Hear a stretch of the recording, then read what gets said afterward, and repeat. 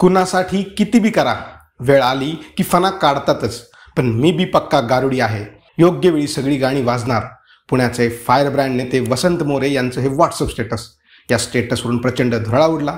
मात्र मोरेंनी स्टेटस का ठेवलं, कोणाला उद्देशून ठेवलं, वसंत मोरे यांच्या विरोधात नेमकं कुणी फणा काढला, असे अनेक सवाल या ठिकाणी उपस्थित होऊ लागलेत.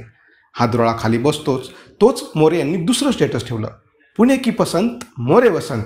या पाठोपाठ माध्यमांशी बोलताना त्यांनी म्हटलं की सध्या 5-5 उमेदवार असताना बाहेरून उमेदवार आयात करायचा कशाला? वसंत मोरे आहे ना इथं, आम्ही काय नुसत्या सतरंजा उचलायच्या? खरं तर वसंत मोरे हे पुणे लोकसभेसाठी इच्छुक आहेत. त्यासाठी त्यांनी मोर्चे बांधणी देखील सुरू केली आहे. ते पुण्याचे खासदार होतील अशाही चर्चा त्यांच्या या विधानावरनं आणि स्टेटसवरनं सुरू झाल्यात. मात्र या दोन्ही स्टेटसच्या मध्येच एक विधान कमालीचं चर्चेत आलं.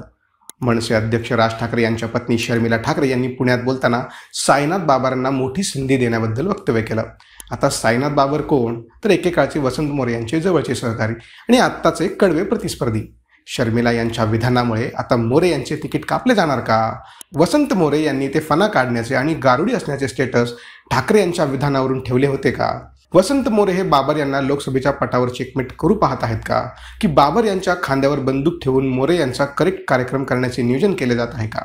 नेमके काय आहे राजकारण, पाहूयात या व्हिडिओमध्ये. पुण्यात सगळ्या पक्षाकडनं लोकसभेच्या निवडणुकीची तयारी सुरू आहे. आता मनसेने सुद्धा तयारी सुरू केल्याचे दिसत आहे. वसंत मोरे यांच्याकडनं मोर्चे बांधणीला सुरुवात झाली आहे. सोशल मीडियाच्या माध्यमातून लोकांशी संपर्क ठेवणे, जनता दरबार घेणे, यामुळे वसंत मोरे कायमच चर्चेत आलेले आहेत. मात्र वसंत मोरे यांना सर्वात मोठे आव्हान आहे ते साईनाथ बाबर यांचं. खरं सांगायचं तर साईनाथ बाबर आणि वसंत मोरे यांचे पुणे लोकसभेच्या निवडणुकीवरनं मागच्या काही काळापासून रोजच रस्सीखेच सुरू असल्याचं पाहायला मिळालंय. राज ठाकरे यांच्या गळ्यातील ताईत असणारे, त्यांच्या एका इशाऱ्यावर ॲक्शन मोडमध्ये येणारे वसंत मोरे काही दिवसांपासून राज ठाकरे यांच्यापासून दुरावल्याची चर्चा होती. मध्यंतरी राज ठाकरे यांनी मशिदीवरील भोंगे बंद करण्याची भूमिका घेतली. त्या भूमिकेला वसंत मोरे यांनी जोरदार विरोध केला. त्यानंतर वसंत मोरे यांना शहराध्यक्षपदावरून काढून टाकण्यात आलं आणि बाबर यांना शहराध्यक्षपद देण्यात आलं. मोरे ठाकरेंपासून दुरावले आणि बाबर जवळ गेले. तेव्हापासूनच वसंत मोरे आणि साईनाथ बाबर यांच्या दोस्तीत कुस्ती सुरू झाल्याचं दिसून आलं. मनसेच्या अनेक कार्यक्रमात देखील हेच चित्र पाहायला मिळालं. त्यामुळेच मग वसंत मोरे मनसे सोडणार का, अशा चर्चा होऊ लागल्या. वसंत मोरे हे सुरुवातीपासूनच राज ठाकरे यांच्यासोबत राजकारणात वर गेले. त्यांनी शिवसेनेतूनच राजकारणाला सुरुवात केली, पण राज ठाकरे यांच्यासोबतच. 2007 साली राज ठाकरे यांच्यासोबत ते मनसेनिके झाले. त्यानंतर 2007 साली पुणे महानगरपालिकेच्या निवडणुकीत मनसेचे 8 नगरसेवक निवडून आले. वसंत मोरे त्यापैकीच एक. तिथूनच राज ठाकरेंचा आदेश आला की वसंत मोरे लगेच ॲक्शन मोडमध्ये येणार हे ठरलेलं गणित. 2012च्या पुणे महानगरपालिकेच्या निवडणुकीत मनसेचे 27 नगरसेवक निवडून आल्यानंतर मोरे यांची सभागृहात विरोधी पक्षनेतेपदी निवड करण्यात आली. या दोन्ही संधींचं सोनं करत वसंत मोरे यांनी पुण्यात आपली ताकद कमालीची वाढवली. नागरिकांच्या जिव्हाळ्याचे प्रश्न उचलून धरणे, रस्ता, पाणी अशा विषयांवर भांडायला मागे पुढेही न बघणे, फायनान्स कंपन्यांच्या मनमानी कारभाराचा जाब विचारणे, कष्टकरी गरिबांचे पैसे बुडवणाऱ्या ठेकेदार किंवा व्यावसायिकाला झापणे, दवाखान्यांमधील बिलामध्ये फेरफार करणाऱ्या हॉस्पिटल प्रशासनाला धारेवर धरणे, शासकीय योजनांचा फायदा लोकांना मिळवून देण्यासाठी पाठपुरावा करणे, अडल्या नडल्या प्रत्येक माणसाला त्याची जात, धर्म, राज्य न बघता मदत करणे, या आणि अशा बऱ्याच कामात वसंत मोरे यांनी मागील 15 वर्षापासून सक्रिय असल्याचं पाहायला मिळालं. वसंत मोरे यांची कार्य करण्याची डॅशिंग पद्धत बघून अनेकांना असं वाटतं की ते प्रसिद्धीसाठी राजकीय स्टंट करतात. पण कात्रज आणि आसपासच्या भागातील लोक वसंत मोरेंच्या कामाचं मनापासून कौतुक करताना दिसतात. त्यामुळे सलग 2 वेळा बेस्ट नगरसेवकाचा पुरस्कार वसंत मोरे यांना मिळाला आहे. आपल्या राजकीय पक्षाकडून किंवा त्यातील वरिष्ठ नेत्यांकडून एखादी चुकीची गोष्ट होत असेल तर त्या संदर्भातही मोरे ठाम भूमिका घेतात.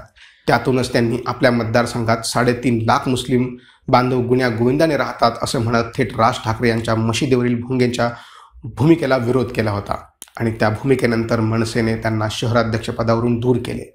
त्यानंतर त्यांचे शहरातील मनसेच्या इतर नेत्यांसोबत संभाषणही फारसे होत नव्हते. त्यामुळे राष्ट्रवादी किंवा शिवसेनेत ते जाणार अशा चर्चांना सुरुवात झाली.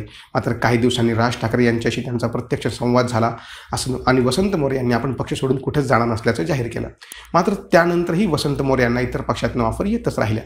राष्ट्रवादीतर्फे अजित पवार यांनी त्यांना म्हटले की मोरे कधी येत आहे, वाट पाहतोय. शिवसेनेचे नेते संजय राऊत पुण्यातील एका कार्यक्रमात मोरे यांना म्हणाले होते की चांगलं काम करताय, पुन्हा नक्की भेटू. उद्धव ठाकरे मुख्यमंत्री असताना तेही म्हणाले वसंत मोरे आमच्याकडे येत असतील तर त्यांचं स्वागतच आहे. एकूणच काय तर वसंत मोरे सर्व पक्षांशी संपर्क ठेवून आहेत आणि आपली बार्गेनिंग पॉवर ते बाळगून आहेत. मात्र साईनाथ बाबर यांचेही आव्हान त्यांना आहेच. बाबर यांची मोरे यांची एवढी क्रेज नसली तर ते मनसे आणि राज ठाकरे यांचे कट्टर आणि कडवट मनसैनिक म्हणून ओळखले जातात. शहरात ते आपली चांगली ताकद बाळगून आहेत. वसंत मोरे यांनी यापूर्वी मनसेच्या तिकिटावर 2009 आणि 2019 साली हडपसर विधानसभा मतदारसंघातून निवडणूक लढवली, मात्र त्यात त्यांचा पराभव झाला. साधारणतः 35,000च्या आसपास त्यांना मतदान झाले. 2014 ते खडकवासला मतदारसंघात इच्छुक होते, मात्र राज ठाकरे यांनी त्यांना तिकीट नाकारले. पराभव आणि तिकीट नाकारले तरी मोरे शांत बसले नाहीत, ते काम करत राहिले. त्यामुळे आता 2024च्या लोकसभेसाठी पुणे मतदारसंघातून वसंत मोरे स्वतःची दावेदारी सांगायला सुरुवात करत आहेत. त्यांच्या वाढदिवसानिमित्त पुण्यात भावी खासदार म्हणून शेकडो फ्लेक्स लागले होते. यावर बोलताना वसंत मोरे म्हणाले की पुण्याने ठरवले तर मनसेचा पहिला खासदार संसदेत नक्कीच पाठवू शकतात. पण वसंत मोरे यांची राजकीय ताकद असली तरी ती कात्रज, खडकवासला आणि हडपसर या भागापुरती मर्यादित आहे. पण पुणे लोकसभेचा विचार करता मागील काही वर्षांपासून त्या ठिकाणी भाजपचं वर्चस्व आहे. सुरेश कलमाडी यांची सद्दी संपल्यानंतर भाजपने या ठिकाणी मजबूत पाय रोवले आहेत. त्यानंतर काँग्रेसला म्हणावा असा तगडा उमेदवार या ठिकाणी मिळाला नाही.